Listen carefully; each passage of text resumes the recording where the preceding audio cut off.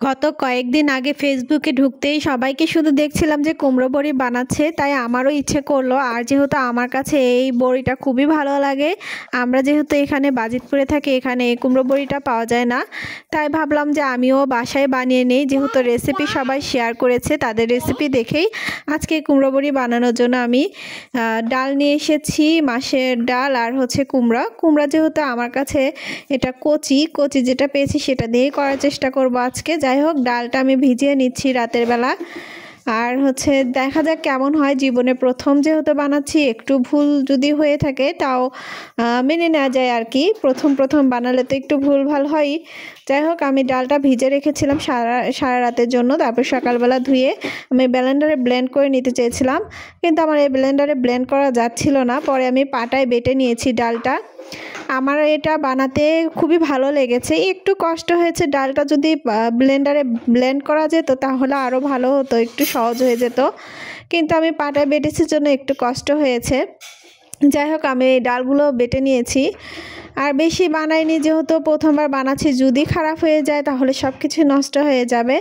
এই যে আমার ডালগুলো বেটে নেওয়া হয়ে গেছে। আর আমি কচি একটা হচ্ছে কুমড়ো নিয়ে নিয়েছি, আর আমি এটা দিয়েই বানাবো আজকে। সবাই বলছিল যে কচিটা দিয়ে নাকি হয় না, তাও আমি ভাবলাম যে না, আমি ট্রাই করে দেখি কেমন হয়। তা আমি কুমড়োগুলো ছিলে নিচ্ছি। কুমড়োটা ছিলে নেওয়া হয়ে গেলে আমি গ্রেট করে নিব এটা। আর চিকন অংশ দিয়ে যেভাবে দেখেছি আর কি, ফেসবুকে সবাই রেসিপি শেয়ার করেছে, তাদের রেসিপি দেখেই আজকে আমার এটা ট্রাই করা। এই যে আমি কুচে নিয়েছি। কুচে না হয়ে গেলে আমি হচ্ছে একটা সাদা কাপড় দিয়ে এই যে ধুয়ে নিচ্ছি। তারপরে হচ্ছে কুমড়োটা দিয়ে ভালো করে ধুয়ে চিপে রেখে দিচ্ছি। আর এই যে আমার ডালটা আর হচ্ছে চাল কুমড়াটা একসাথে আমি রেখে দিচ্ছি সারা রাতের জন্য। রাতে আমার আসলে এটা বেশি সময় ধরে রাখা হয়ে গিয়েছিল। যাই হোক, সকালবেলা ঘুম থেকে উঠে রান্না করার পাশাপাশি এটাও আমি করছিলাম। একটু আমি লবণ দিয়ে নিয়েছি আর চাল কুমড়াটা দিয়ে ভালোভাবে ফেটে নিচ্ছি।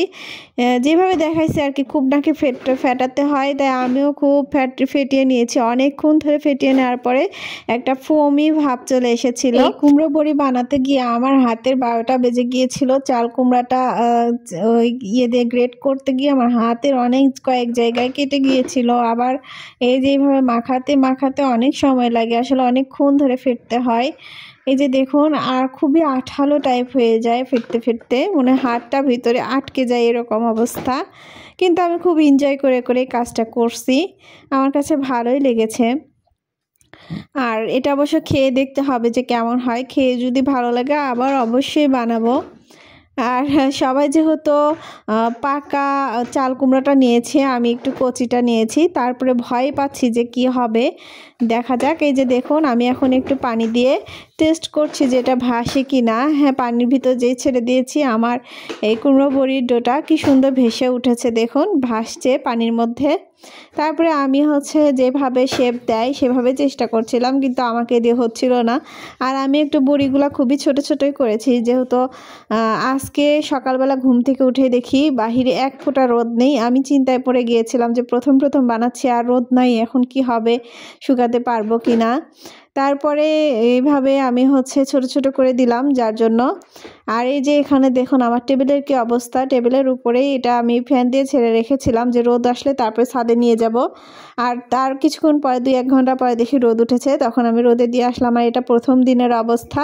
প্রথম দিন রোদে এরকম শুকিয়ে গিয়েছিল। এটা শুকাইতে আমার মোট 3 দিন লেগেছে। দেখুন, এই যে আমার কুমড়ো বড়িটা হয়ে গেছে। জানি না কেমন হবে খেতে, এটার রেসিপি অবশ্যই আরেকদিন শেয়ার করব। আর আজকে ভিডিওটা এখানেই শেষ করে দিব। আর কুমড়ো বড়িটা কত সুন্দর করে শুকিয়েছে, এই শব্দটা শুনলেই বুঝতে পারবেন। আজকে ভিডিওটা এখানে শেষ করছি। সবাই ভালো থাকবেন, সুস্থ থাকবেন।